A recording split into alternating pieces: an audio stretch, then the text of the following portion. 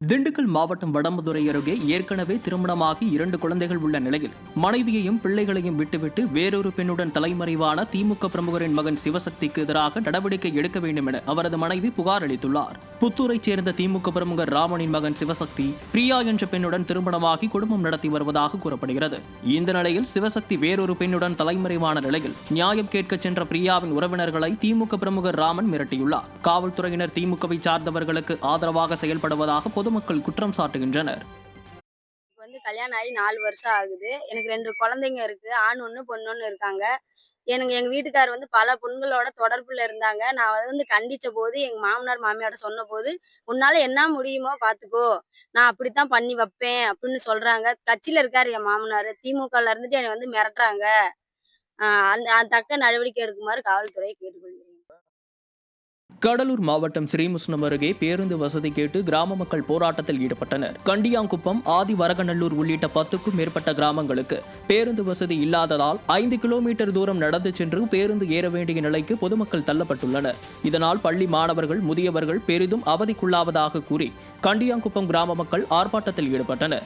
அப்போது பேருந்து இயக்க நடவடிக்கை எடுக்காவிட்டால் வரும் 2026 சட்டமன்ற தேர்தல் புறக்கணிக்கப் போவதாக பொதுமக்கள் தெரிவித்தனர். விடியா திமுக ஆட்சிகள் நகர்ப்புறங்களில் மட்டும் அதிக அளவில் அரசு பேருந்துகள் இயக்கப்படுவதாகவும் கிராமங்களில் பேருந்துகள் இயக்கப்படுவதில்லை என பொதுமக்கள் குற்றம் சாட்டியுள்ளனர். தமிழக அரசு ஆதிவரநல்லூர், கண்டியங்குப்பம் கிராமத்தில் இருந்து அதிகமான மாணவ மாணவிகள் படிப்பதற்கு செல்கிறார்கள்.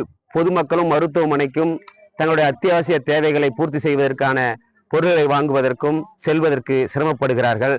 ஆகையினால் தமிழக அரசை மீண்டும் மீண்டும் வலியுறுத்தி கேட்டுக்கொள்கிறோம்.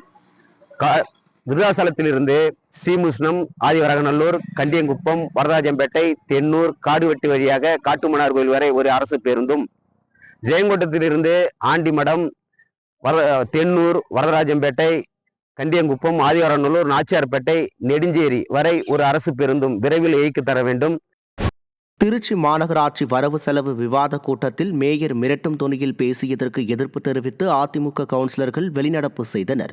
மாநகராட்சி வரவு செலவு விவாதத்தின் போது அதிமுக மாமன்ற குழு தலைவர் அம்பிகாபதி குறுக்கிட்டு பேச முயற்சித்த போது எதிர்ப்பு தெரிவிக்க கூடாது என்று மிரட்டும் தொனியில் திமுக மேயர் தெரிவித்துள்ளார்.